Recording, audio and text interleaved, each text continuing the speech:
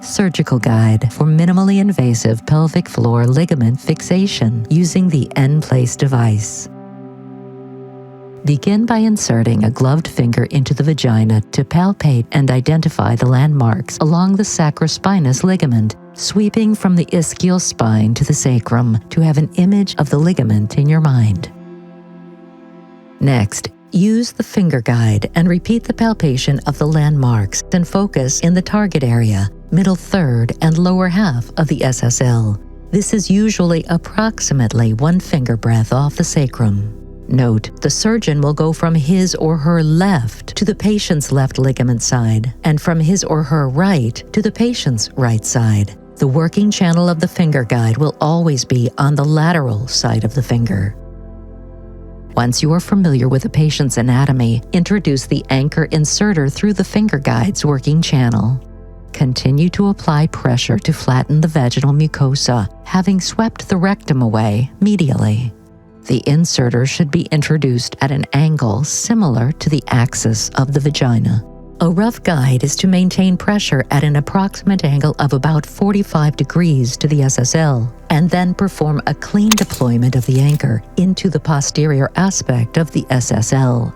Some surgeons depress the trigger 2 to 3 times to propel the anchor forward through the ligament.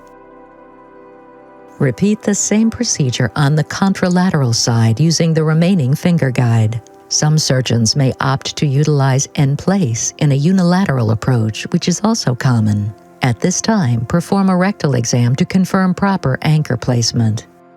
Perform a small transverse incision of 1.5 to 2 centimeters on the upper anterior portion of the cervix, as shown. Gently use your finger to palpate, locate, and bluntly dissect the cervical stroma. If the patient has no cervix, the incision will be made approximately at the vaginal cuff site.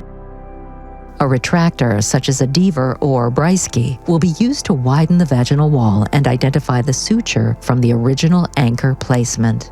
Using a 1 or 2 inch free Mayo needle, thread a suture tail through the needle to ultimately pass behind the vaginal wall and through the cervical stroma.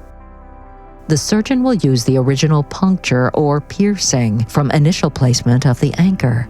That small target is the access point.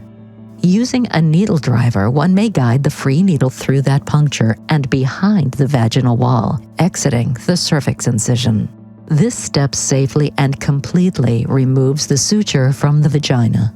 Point the needle tip toward the suture's exit point in the stroma. It may help to have an assistant use an Alice to manipulate the anatomy and help the free needle exit the stroma.